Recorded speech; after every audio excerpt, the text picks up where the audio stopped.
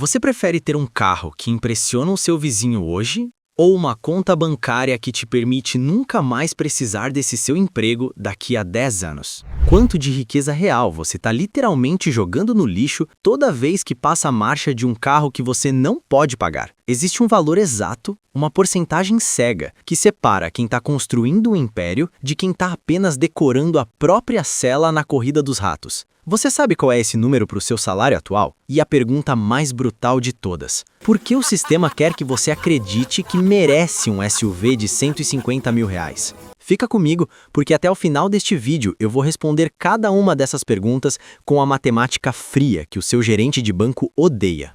Meu nome é João. Eu sou o CEO dos Ratos. Se você quer parar de ser carro pobre e começar a usar o carro como ferramenta e não como coleira financeira, se inscreve no canal e já deixa o like. Hoje a gente vai responder uma pergunta que ninguém responde direito. Quanto de carro você realmente pode pagar com o seu salário sem ferrar o resto da sua vida financeira? E eu já vou dar um spoiler dolorido. Se você ganha pouco, você não pode pagar um carro legal. Você pode pagar transporte confiável. Tem uma diferença gigantesca entre as duas coisas. Vamos por partes. Imagina a cena. Você entra na concessionária decidido a ver preços. O vendedor te recebe como se fosse seu melhor amigo de infância. Café, água, sorriso branco, tapinha nas costas.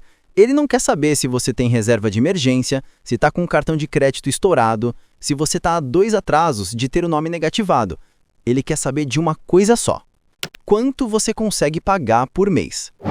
Ele não pergunta quanto você pode pagar sem comprometer sua aposentadoria, seus investimentos e a sua sanidade mental. Ele pergunta quanto dá para arrancar de você por mês sem você sair correndo. O jogo é esse. E aí começa o teatro da mágica da parcela. O carro custa 120 mil, mas isso é quase um detalhe. O foco vira: olha, por só 2 mil e pouco por mês, você leva esse SUV aqui. Se você fala que ficou pesado, ele não pensa em baixar o valor do carro, ele pensa em alongar o prazo. Sai de 48 meses para 60, de 60 para 72, de 72 para 84. Juros altos, contrato que atravessa governo, crise, troca de emprego, filho nascendo, casamento acabando. E você sai de lá com a sensação de que deu certo, porque milagrosamente coube no seu orçamento, pelo menos no papel. Agora vamos tirar o vendedor da história e colocar matemática fria na mesa. Antes de falar de quanto de carro por salário, você precisa entender uma coisa brutal. Carro não é investimento. Carro é quase sempre uma máquina de destruir patrimônio. Um carro zero pode perder 15 a 20% no primeiro ano. Traduzindo, se você compra um carro de 100 mil, não é absurdo ele valer 80 a 85 mil um ano depois. Você pagou 20 mil reais só para ter o prazer psicológico de sentir cheiro de carro novo por alguns meses. E isso é só a depreciação. Não entrou parcela, seguro, IPVA, manutenção, combustível, estacionamento, pedágio. Quando você soma tudo, para muita gente um carro passa fácil dos R$2.000 ou R$2.500 por mês, somando todos os custos. Isso, numa renda de poucos milhares, é suicídio financeiro silencioso. Então vamos estabelecer algumas regras de sobrevivência de rato inteligente antes de falar de números. Regra 1. Transporte não pode passar de 10 a 15% da sua renda líquida. Não é 10% do que você ganha no Olerite. É 10% a 15% de tudo que efetivamente cai na sua conta depois de imposto, INSS, vale, desconto, o caramba. E quando eu digo transporte, eu não estou falando só da parcela do carro. É a soma de tudo que você gasta para se locomover. Combustível, metrô, ônibus, Uber, seguro, IPVA, manutenção, tudo. Então, se você recebe R$3 mil líquidos, 300 ou 450 reais é um máximo saudável para transporte. Se você ganha 5 mil, é 500 a 750. Se ganha 10 mil, 1.000 a 1.500. Passou disso, você já está entrando na zona de trabalhar para pagar roda.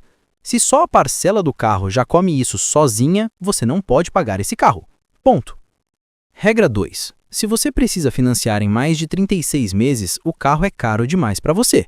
Eu sei, o mercado oferece 48, 60, 72, 84 meses. O sistema inteiro foi desenhado para você achar normal dever por 6, 7 anos em algo que perde valor desde o minuto 1. Mas pensa com a lógica de investidor, não de consumidor. Se você não consegue pagar um bem que desvaloriza em até 3 anos, esse bem não cabe na sua vida. Simples assim. A parcela que cabe no bolso hoje vira algema amanhã, porque nesses 6 ou 7 anos você vai trocar de emprego, passar por inflação, talvez ter filho, talvez adoecer, talvez cuidar de um parente. A única certeza, sua vida vai mudar e o boleto vai continuar ali, firme, todo mês. Regra 3. O banco não é seu consultor financeiro, é seu fornecedor de juros. Se o gerente do banco diz "você foi aprovado", isso não é um selo de saúde financeira, é só um sinal de que alguém fez as contas e percebeu que dá para lucrar bastante com você durante muito tempo.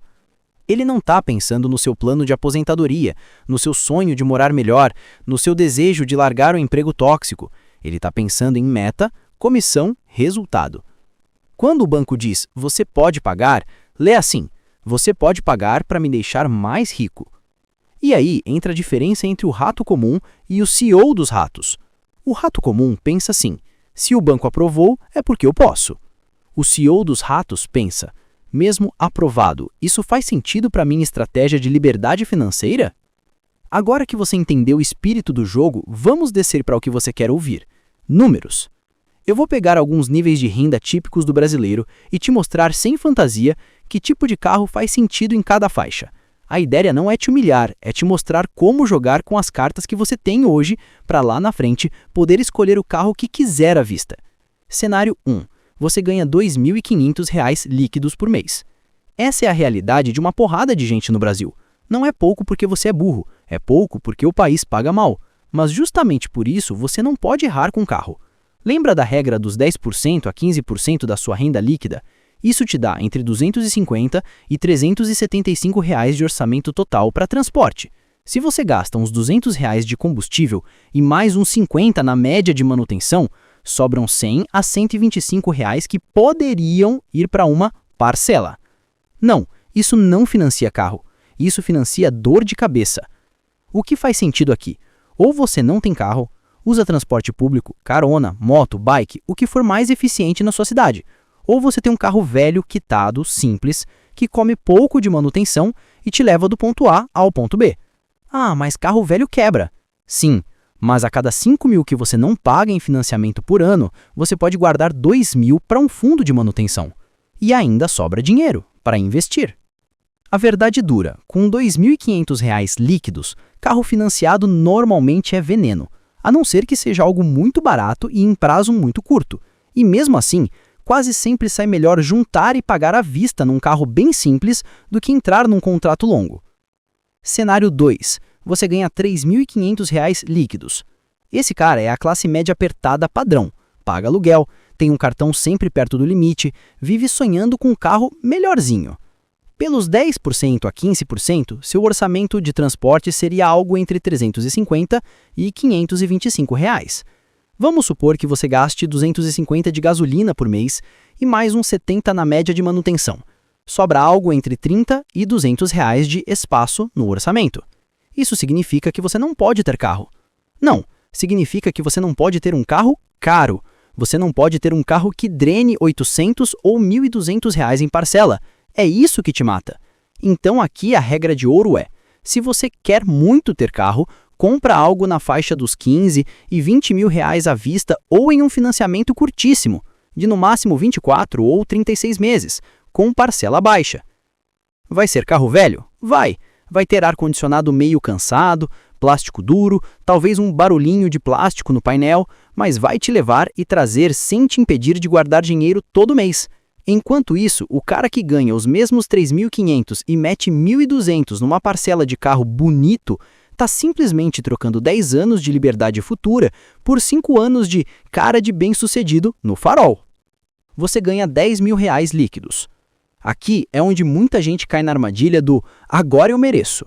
Com 10 mil líquidos, 10% a 15% te dá de R$ 1.000 a R$ 1.500 para transporte. Se você gasta 400 de combustível e 200 de manutenção, sobram 400 a 900 de espaço no orçamento. Aqui sim, começa a fazer sentido você olhar carros um pouquinho melhores. Mas repare, mesmo com renda alta, as regras não mudam, o que muda é a escala. O problema é que a galera que chega nos 10 mil acha que isso é um passe livre para ter carro de 200, 250 mil financiado em 72 meses.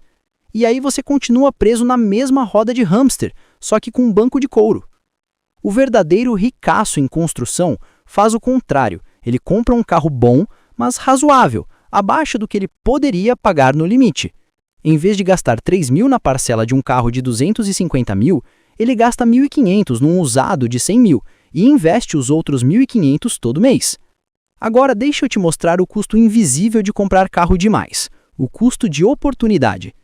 Imagina duas pessoas que ganham 5 mil líquidos, a Ana e o Bruno. A Ana faz o que quase todo mundo faz. Ela entra no financiamento de um carro de 120 mil, coloca uma entrada modesta e sai com uma parcela de 2 mil por mês por 72 meses. O Bruno decide ir na contramão. Compra um carro usado de 40 mil à vista depois de juntar ou com um financiamento pequenininho de 24 meses. A parcela dele é de 800 por 2 anos e depois zerou. Agora olha o que acontece. Durante 6 anos, a Ana paga 2 mil. O Bruno, depois de 2 anos, pega a diferença entre o que poderia estar pagando, 2 mil, e o que efetivamente gasta com o carro, vamos dizer 800 no início. Depois, soma manutenção e começa a investir 1.200 por mês num investimento simples que rende, em média, algo em torno de 8% ao ano.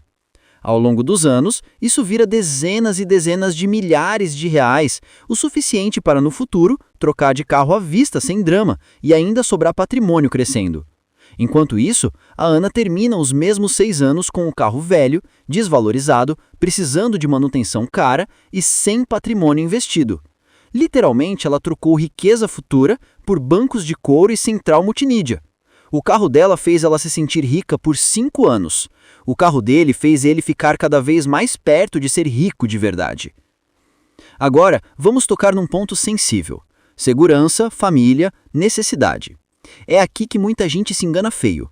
A pessoa fala: "Ah, mas eu tenho filho, preciso de carro grande, preciso de carro seguro." Você precisa de um carro seguro, não necessariamente de um carro caro. Carro caro não é sinônimo de carro seguro.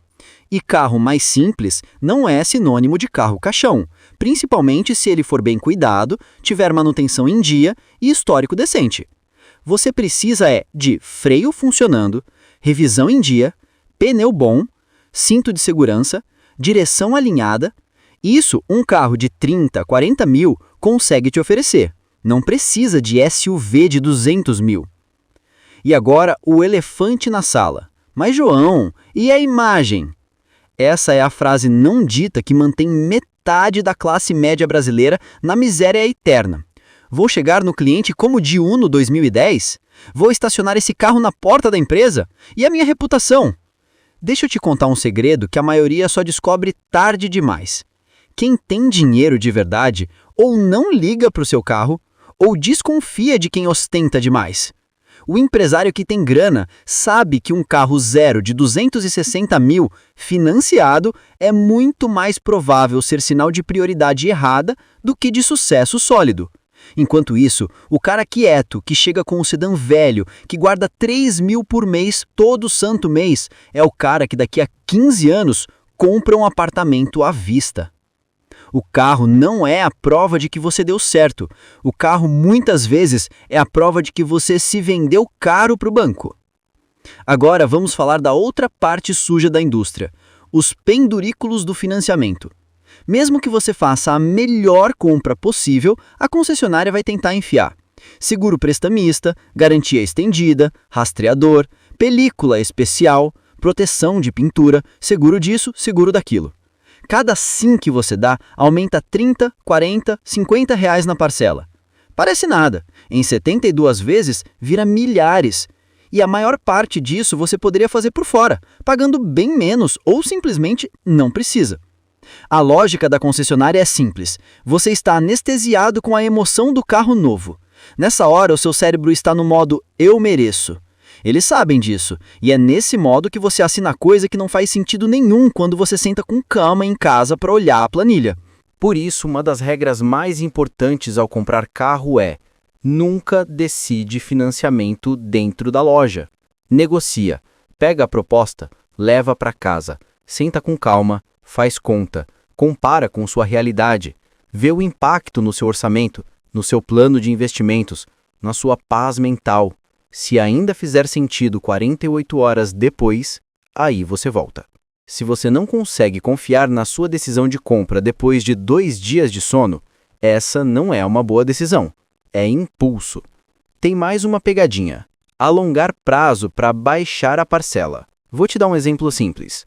Um carro de R$80 mil financiado com juros altos pode custar um valor por mês em 36 vezes, um pouco menos em 48, bem menos em 72. A parcela fica mais bonita, mas o total que você paga explodiu. E o mais perverso, lá pelo 5º ou 6º ano, quando o carro começa a dar problema mais sério, câmbio, motor, suspensão, você ainda está pagando o financiamento. Ou seja, você está pagando para usar um carro velho com cara de novo no carnê. E é aí que muita gente faz o quê? Troca de carro renovando a dívida. Entra num outro financiamento, às vezes rola o saldo devedor do carro antigo, dá uma entrada simbólica e volta para 72 vezes. Você nunca termina. Você passa 15, 20 anos da sua vida sempre devendo por um carro que nunca é de verdade seu por muito tempo. Isso não é mobilidade. Isso é prisão. Agora, deixa eu trazer isso para o coração do canal. A corrida dos ratos. Na corrida dos ratos, o carro é aquela rodinha brilhante que colocam na gaiola. Parece brinquedo novo, parece upgrade de vida, mas o que ele faz de verdade é te obrigar a correr mais rápido sem sair do lugar. Você quer trocar de emprego? Não pode, porque precisa do salário atual para pagar o carro. Quer pedir demissão de um chefe abusivo? Não pode, porque tem dezenas de parcelas pela frente. Quer abrir um negócio? Não pode, porque todo o seu excedente vai para combustível, IPVA e oficina. Você se torna emocionalmente refém de um objeto que perde valor todo dia. E depois de alguns anos, quando esse objeto já não te dá mais status, já não é mais novo, já tem modelo mais bonito rodando por aí, você ainda está pagando o preço. Isso é o oposto de liberdade. O objetivo aqui não é falar que carro é coisa do demônio. Carro resolve a vida de muita gente, gera trabalho, dá independência, principalmente em cidades sem transporte decente. O problema não é ter carro, é o peso do carro na sua vida. Então, como é que você faz para virar esse jogo? Primeiro, aceita a realidade do seu momento. Se hoje o seu salário não comporta carro financiado, isso não te faz menos adulto, menos responsável, menos homem ou mulher de sucesso. Isso te faz alguém que entendeu que liberdade financeira é mais importante do que status momentâneo. Melhor passar 3 anos de Uber, ônibus, carro velho, juntando agressivamente, do que passar 10 anos preso num contrato que te impede de dizer não para o que te faz mal. Segundo, define um plano. Quer ter carro? Beleza. Passo 1. Monta uma reserva de emergência primeiro, pelo menos de 3 a 6 meses do seu custo de vida. Sem isso, qualquer problema vira motivo para atrasar parcela e sujar o nome. Passo 2. Define quanto do seu orçamento pode ir para transporte sem matar sua capacidade de investir. Lembra da regra dos 10% a 15%. Passo 3. A partir desse número, você descobre qual carro cabe, não o contrário. Você não começa visitando o SUV de 180 mil e tentando achar um jeito de casar a parcela com o seu salário. Você começa vendo qual parcela cabe e trabalha para trás. Se a conta disser que só dá para ter carro de 20 mil, você tem 2 opções. Aceita que por enquanto é isso ou aumenta sua renda. Não existe solução mágica que transforme salário apertado em capacidade de bancar carrão. Terceiro, pensa nos próximos 10 anos, não nos próximos 10 segundos. Quando você vai assinar qualquer contrato de carro, faz uma pergunta simples. Esse compromisso mensal, desse valor por esse tempo, me aproxima ou me afasta da vida que eu quero ter daqui a 10 anos? Se me afasta, é caro, mesmo que o vendedor diga que é uma oportunidade, mesmo que seu amigo diga que é negócio, mesmo que o banco diga que você foi aprovado. Quarto, lembra que carro é ferramenta, não troféu. Ferramenta você escolhe pelo que ela faz, não pelo que ela diz sobre você. Se o carro te leva para o trabalho, para estudar, para ver sua família, para fazer seu trampo e ainda te permite investir todo mês, ele está cumprindo o papel dele. mesmo que seja feio, simples, popular e velho. Troféu é o contrário. Ele existe para os outros verem, para o vizinho comentar, para o colega de trabalho respeitar. Troféu é caro, frágil e não resolve sua vida. Só massageia o ego. E ego não paga aposentadoria. No fim das contas, a pergunta não é quanto de carro eu posso ter. A pergunta é: quanto de liberdade eu estou disposto a sacrificar por esse carro agora? Se você está no começo da construção de patrimônio, a resposta honesta deveria ser: o mínimo possível. Deixa os carros caros para a versão do você que já tem, reserva robusta, investimento consistente há anos, fonte de renda diversificada, patrimônio crescendo automaticamente. Quando você for esse cara, essa mulher, você pode entrar na concessionária, apontar para o carro que quiser e falar, à vista, sem planilha, sem simulação, sem medo. Até lá, o verdadeiro carro dos sonhos é aquele que te leva, te traz e ainda deixa dinheiro sobrando no fim do mês para você investir. Porque no mundo real, não é o carro que diz se você deu certo, é o extrato dos seus investimentos.